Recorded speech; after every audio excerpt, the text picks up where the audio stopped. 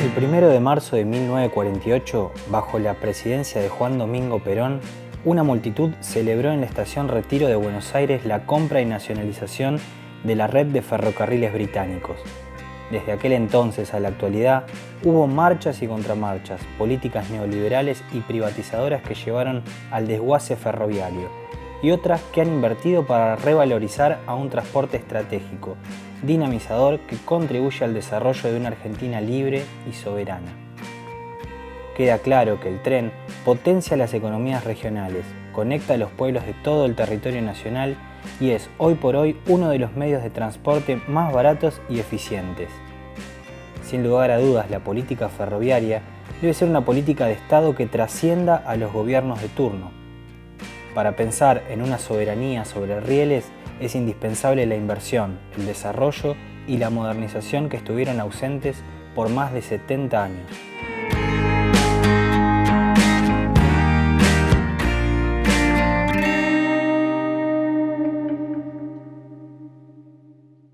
Bienvenidos a Mirada Soberana. En el programa de hoy vamos a hablar sobre el rol clave que cumplen los trenes en todo el territorio argentino. Para eso lo convocamos a Martín Marinucci.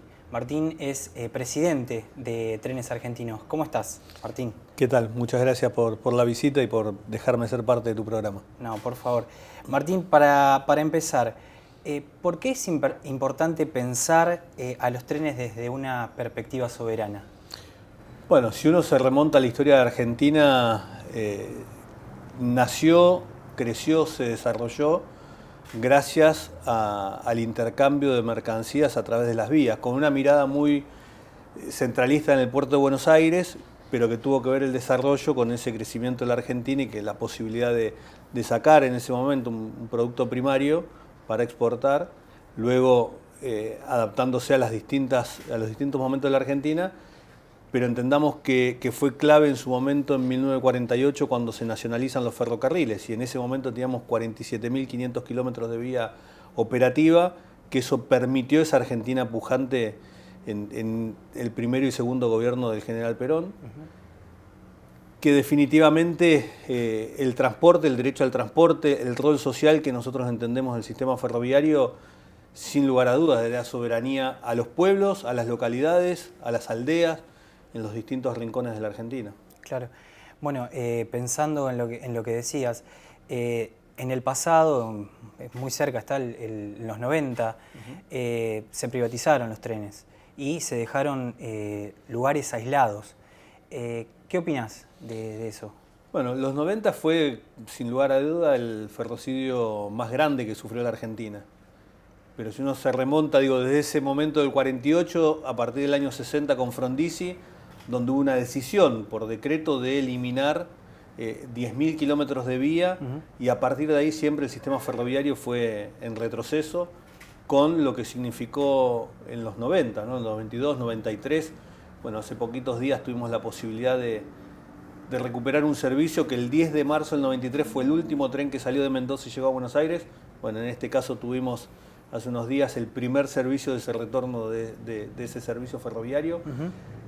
Lo que hizo esas decisiones hoy, con el tiempo y con lo que uno ha visto crecer el sistema ferroviario en distintos países del mundo, sobre todo en Europa, con una decisión clara de inversión durante 20 años, estos 30 años que nosotros no hemos tenido, o esos 20 años entre el 93 y el 2003, que ha habido una decisión clara de desinversión y eliminación del sistema ferroviario. Y ponemos de ejemplo el desarrollo que hay en Europa, con lo cual lo que llevó es un país sin la posibilidad de ser competitivo en el exterior, una decisión muy clara en ese gobierno de avanzar con la importación y no pensar en la exportación, lo que llevó una incomunicación por parte de los ciudadanos y ciudadanas para sus quehaceres diarios, pero también para sus necesidades en términos de salud, en términos de educación, generó el desarraigo de las localidades. Cuando uno llega a un pueblo donde el tren no llegaba hace 50 años, como nos pasó ir a Campo Quijano, que hacía 51 años que no había tren de pasajeros en ese pueblo de Salta, definitivamente fueron localidades que, siempre empezaron a desvanecer y que hoy están prácticamente transformadas en zonas fantasma. Claro. y haber visto en el caso particular de Salta viudas de pioneros ferroviarios con la emoción de ver algo que creían que nunca en la vida iban a volver a ver, bueno, definitivamente yo estoy convencido es el camino correcto que tomamos a partir del 10 de diciembre del 2019. Bien, y paralelo a lo que venías comentando, ¿qué rol cumplen los trenes para las economías regionales? Explícale a la gente.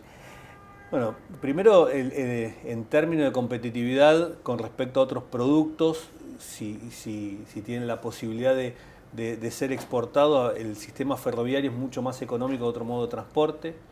Que acá hay algo que sirve aclarar, porque el ciudadano común entiende que un modo de transporte tiene que ir en contra del otro, y nosotros lo que estamos apostando es a la multimodalidad del transporte. Claro. Por eso estamos construyendo un nodo logístico en Salta, en Tucumán, que esto permite interactuar en la mercancía a distancias más cortas con transporte automotor, subirlo al tren y el tren sacarlo a los puertos. Y esto, es una ecuación que es muy simple, pero evidentemente ha sido muy difícil de interpretar para muchos que han tenido responsabilidades de gestión, porque no se hacía antes y nosotros estamos en ese desarrollo. Y esto quedó a la muestra, Trenes Argentinos Cargas más que duplicó el transporte entre el 2019 y el 2022, aumentó de 3.8 millones de toneladas a por encima de 8.5 millones de toneladas el año pasado. Y esto le permite a esas economías que tienen una escala menor, que no tienen la posibilidad de manejar su transporte, como todavía existen 3 de las 6 líneas ferroviarias de carga que siguen en manos de concesiones privadas, poder ser parte de la competencia, tanto a nivel local como también a nivel internacional. Bien, comentabas el tren de la llegada del tren a Mendoza desde Buenos Aires. ¿Qué pudiste hablar con la gente? Tengo entendido que estuviste ahí en el lugar. ¿Cómo tomaron esto? Porque la verdad es algo inédito. Bueno, yo primero siempre con la incertidumbre de cómo va a reaccionar un pasajero que subió en Retiro y que 28 horas después llegaba a Mendoza, siendo un tiempo importante de viaje, pero la alegría de esos que nosotros sacamos el día martes la posibilidad de venta para ese servicio del día viernes, habiendo decidido, comprado el pasaje y poner a disposición su tiempo para viajar con el deseo de llegar a Mendoza, la verdad que no hubo un solo caso que haya estado desconforme con algo. Claro.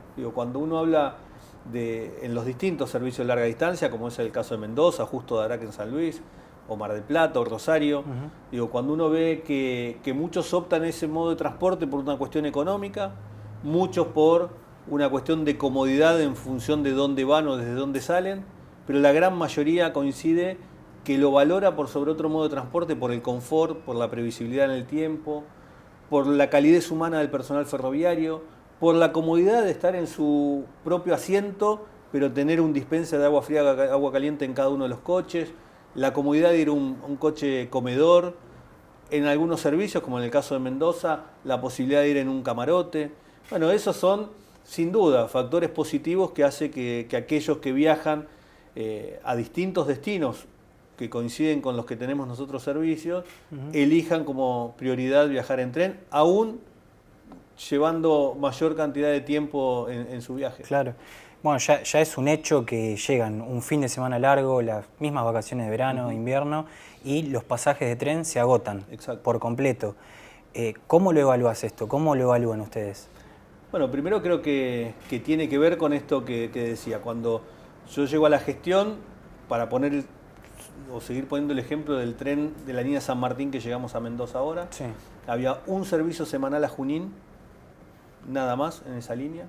Nosotros logramos, con un trabajo importante que hicimos de recuperar material rodante que estaba fuera de servicio por falta de repuesto, con lo cual en plena pandemia pudimos lograr la compra de esos repuestos que de China los envíen, lleguen acá, se intervengan los coches y haber podido poner mayor cantidad de servicios a circular.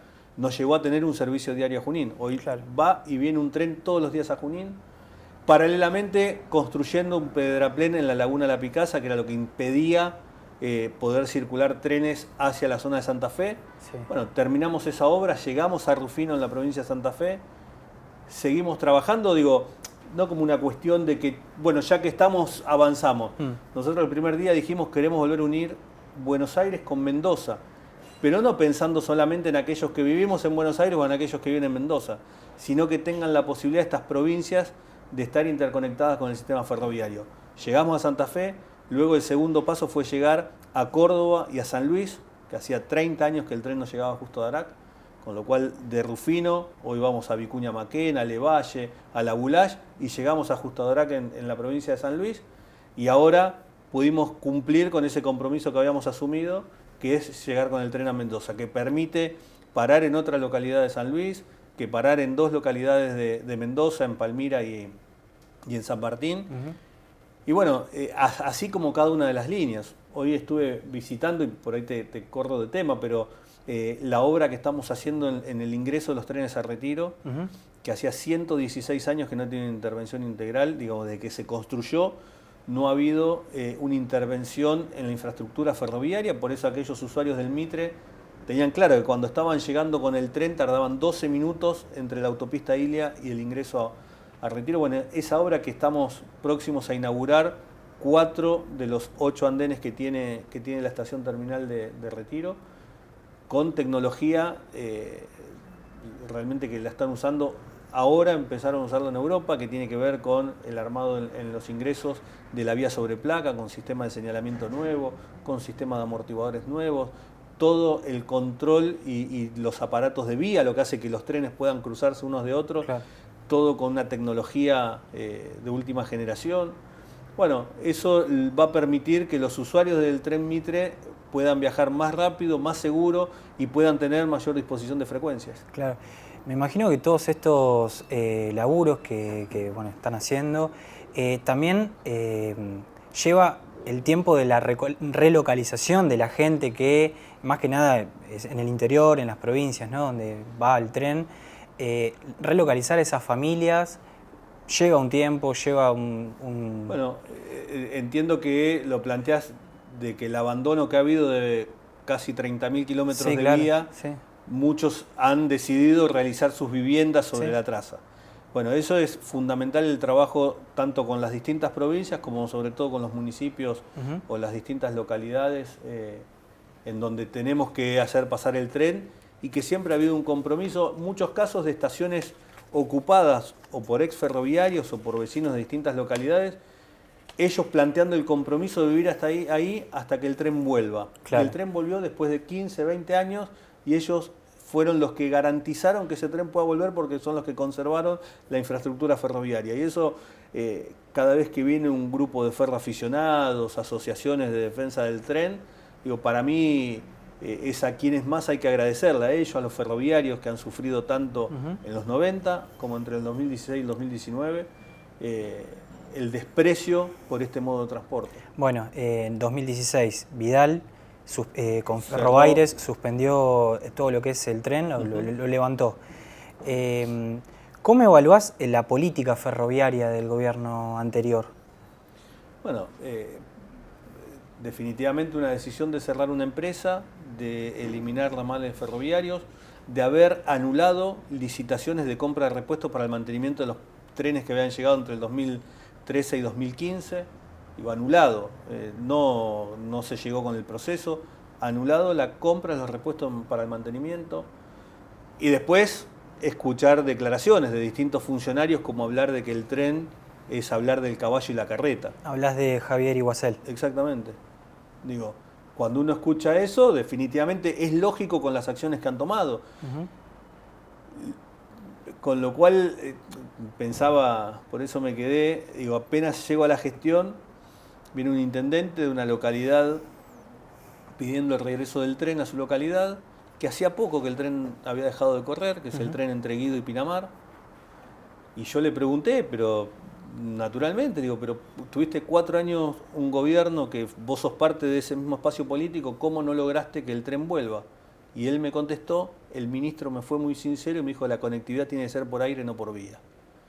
Digo, es una definición y uno puede estar de acuerdo o no, definitivamente yo estoy absolutamente en desacuerdo, pero bueno, tiene que ver con un criterio, con una ideología, con pensar una Argentina para algunos pocos que puedan viajar a través del modo aéreo. Lo reafirma de alguna manera, el transporte para pocos. Exacto, exacto.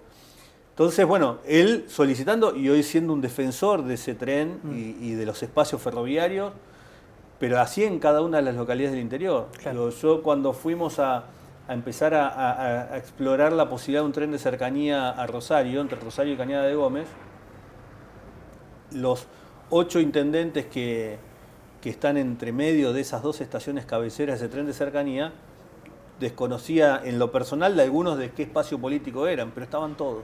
Claro.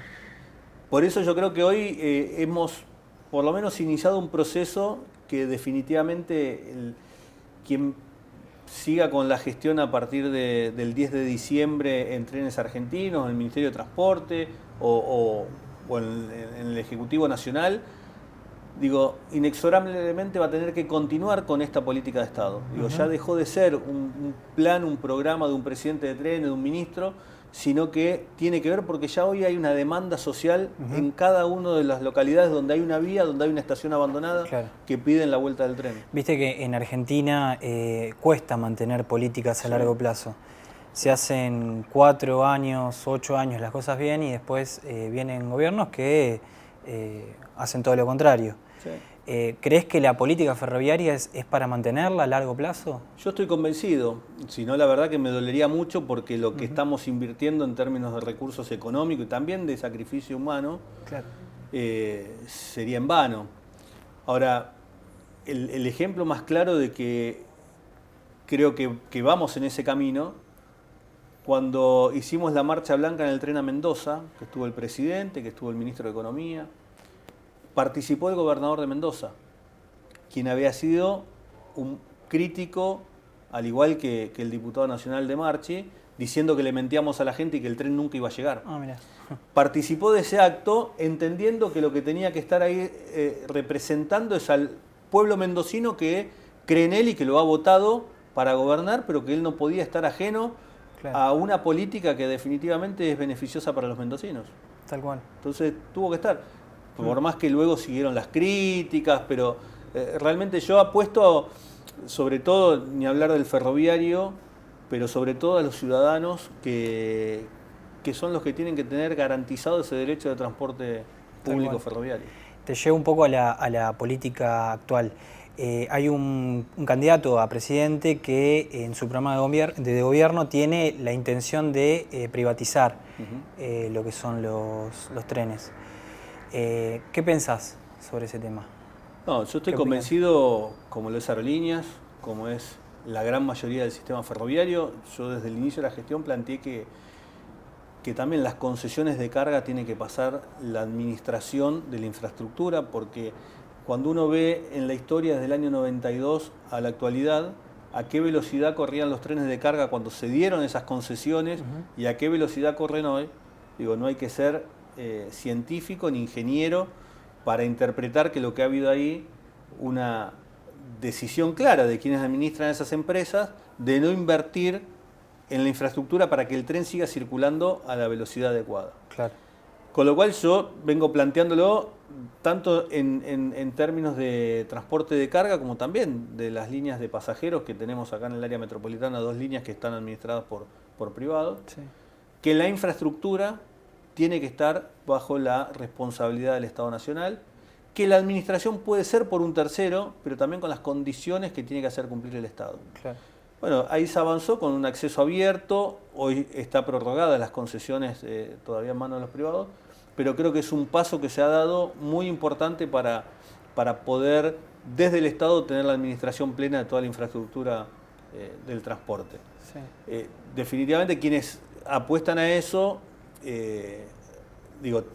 tienen pensamientos económicos sobre todo muy similares a los 90, con lo cual el segundo paso es también restringir la posibilidad de esto que yo hablaba del arraigo, que es fundamental. Cuando alguien tiene un tren que lo tiene que llevar a 40 o a 90 kilómetros de su domicilio, le da la posibilidad de ir a trabajar a esos 90 kilómetros, de ir a estudiar, ir a un médico. Aquellos jóvenes que crecían en Cañada de Gómez, a 47 kilómetros de Rosario, y tenían que ir a estudiar, ir con un transporte automotor, tenían que tener su familia recursos importantes para poder solventar ese viaje. y si no, se tenían que trasladar y irse a vivir a otro lugar, también buscando oportunidades laborales. Hoy con el tren les da esa posibilidad de seguir desarrollándose en su lugar de crianza, de educación, que han construido probablemente o que puedan construir sus propias familias en ese mismo lugar. Me quedaron dos preguntas pendientes por hacerte, ahí picando. Primero, ¿cuántas obras en ejecución hay ahora? Exactas, alrededor de 320. En total, en estos 3 años, casi 600 obras. Bien. ¿Cuántas personas se trasladan por día? Entre 1.300.000 y 1.600.000 personas. ¿Esto incluido lo que son vacaciones, feriados? Sí, digamos, este es el promedio diario en las 5 líneas, con las 2 también que se administran desde privado en el área metropolitana. Claro, es el área metropolitana, lo más fuerte del traslado. Te quería consultar... Que la de mayor demanda desde ya es el Roca, sí. Luego el Sarmiento, luego ahí el Mitre, el San Martín. En ese orden, más o menos. El Belgrano Sur. Bien. Te quería consultar también cómo analizás la gestión del gobierno y puntualmente la gestión del ministro de Economía, de Massa. La gestión del gobierno, yo hablo con todos los ministros, hablo con la gran mayoría de los intendentes, sobre todo de la provincia de Buenos Aires y muchísimos del interior. Todos describen lo mismo, que ha sido la gestión que más obra ha llevado a los distintos lugares de la Argentina. Creo que ha habido un déficit importantísimo en materia de comunicación, de poder expresar. Obviamente que lo que nos ha pasado, no me gusta hablar porque además ya fue hace un montón y en la gestión yo no lo he usado nunca como excusa, por eso hemos logrado en plena pandemia, en pleno momento más difícil y de transmisión del virus, seguir trabajando en la infraestructura para haber hoy restablecido más de 17 servicios ferroviarios, más de 80 estaciones que volvieron a tener vida ferroviaria. Entonces digo, no creo que sea eso particularmente una excusa, pero sin dudas que eso afectó muchísimo a la posibilidad de estar comunicando lo que uno seguía haciendo. En cuanto a lo que viene haciendo Sergio en el Ministerio de Economía, digo, así como nos parece tan lejano lo de la pandemia, pero fue en este periodo de gobierno, o la guerra actualmente, y uno sintiera que está Massa de ministro hace 10 años, y la verdad que hace apenas 9 meses, en un momento donde la Argentina nadie podía visualizar más allá del parabrisas, digo, si lo comparamos con un vehículo.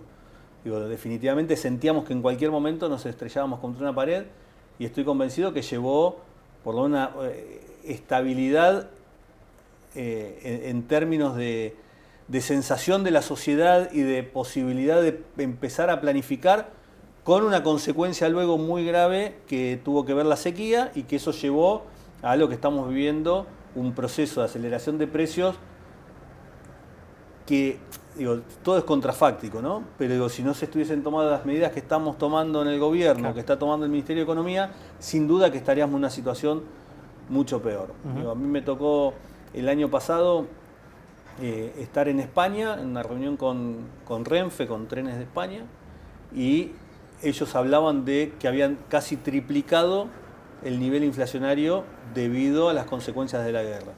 Digo, la realidad es que nosotros estamos con una inflación muy alta, pero no la llegamos a triplicar, digo, en términos relativos con respecto a otros países del mundo.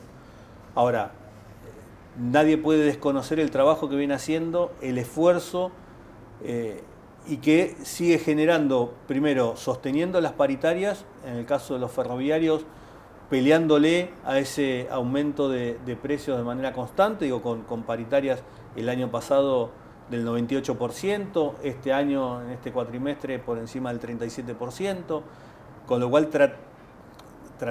permitiendo que los sindicatos puedan seguir discutiendo paritaria. Cuando proponen algunos, lo primero que hay que hacer es enfriar la economía, y eso sí, es quitarle plata del bolsillo al ciudadano, y eso que haga que los precios se vayan reteniendo, pero sin posibilidad de consumo. Bueno, hoy el consumo sigue manteniéndose, no en niveles por ahí de hace algunos meses, pero sin duda manteniéndose. Y definitivamente, no tengo duda, lo dijo la vicepresidenta, fue el único que se animó a agarrar esa brasa, esa bomba, lo que quieran llamarle, y está buscando todos los días la manera de desactivarla, que sin duda yo creo que es el camino correcto que está llevando. Tal cual. ¿Qué panorama avisorás de cara al futuro? ¿Qué ves? No, bueno, yo creo que hay situaciones, primero la posibilidad de avanzar cuidando siempre el medio ambiente, pero con la explotación del litio Argentina va a ser muy importante en el mercado mundial y sin duda lo que se viene haciendo con el gasoducto, que eso va a poder permitir no solamente tener que estar comprando gas, sino que comenzar con la exportación y eso que le va a permitir generar divisas a la Argentina.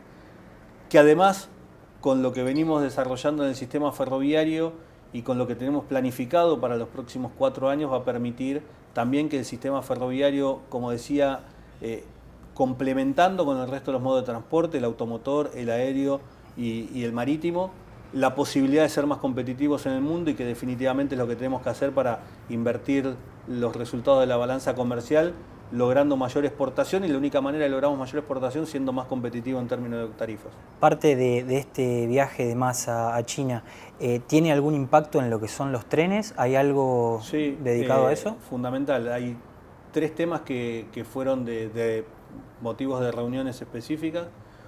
Uno es la compra de 50 unidades, coches motor diésel, para trenes del interior, para trenes de cercanía, que ya lo hemos adjudicado, que estamos avanzando con el financiamiento. Fue parte de todas las reuniones que han tenido tanto el Ministerio de Transporte como el Ministerio de Economía en China para poder avanzar de manera lo más rápido posible en virtud de que China está necesitando generar mayor cantidad de mano de obra y nosotros estamos necesitando tener ese material rodante para seguir extendiendo la red ferroviaria. El otro punto es la Adenda 5, lo que significa toda la obra del Belgrano Cargas, que estamos finalizando con la Adenda 4, que entre tantas obras tiene una que es fundamental, que es el Circunvalar Santa Fe, que es sacar la vía del centro, la circulación de los trenes de carga del centro de Santa Fe, logrando construir un circunvalar, que estamos en plena ejecución, y que eso va a permitir 2 situaciones. Una, hacer que no pasen como es hoy 2 trenes por día de carga por el medio de la ciudad de Santa Fe, que tarda 10 horas y media entre cruzar la ciudad de Santa Fe, a poder circular 10 trenes y que todo ese proceso que hoy hacen 10 horas y media lo haga alrededor de 3 horas. Claro. Entonces eso, de vuelta, mayor cantidad de circulación de trenes hacia los puertos o hacia los lugares de carga. Y el tercer punto es algo que para nosotros es fundamental, que independientemente de la celeridad que se dé la ejecución y el acuerdo final en términos de financiamiento, es ahora estamos interviniendo la vía, pero que es la renovación de toda la línea San Martín, que eso también fue parte de una reunión que hemos firmado ya el MOU hace algunos meses y que nos permita también recibir los fondos para poder avanzar con la renovación completa de toda la traza del San Martín. Bien, Martín, vos sos de Morón. Fuera de lo que es la presidencia de Trenes Argentinos, ¿tenés intenciones en algún momento de ser intendente de Morón? Fui candidato varias veces, siempre digo, es mi vocación, no mi obsesión. Digo, la verdad que yo creo que Morón puede estar siempre mucho mejor de lo que está, no solamente hoy, hace 3 años, hace 8 años. Digo, estoy convencido que hay muchas acciones para llevar adelante que puedan mejorar la calidad de vida de nuestros vecinos, pero no es una cuestión que uno lo tome como vida a muerte o que tiene que ser en esta oportunidad o no. Digo, de hecho, soy parte de una coalición de gobierno ayudando mucho a la gestión local, pero definitivamente, si uno me pregunta dentro de la política o de la gestión pública o de la vocación como militante político, sin duda que mi vocación es gobernar mi distrito. Bien, gracias Martín. Gracias a vos.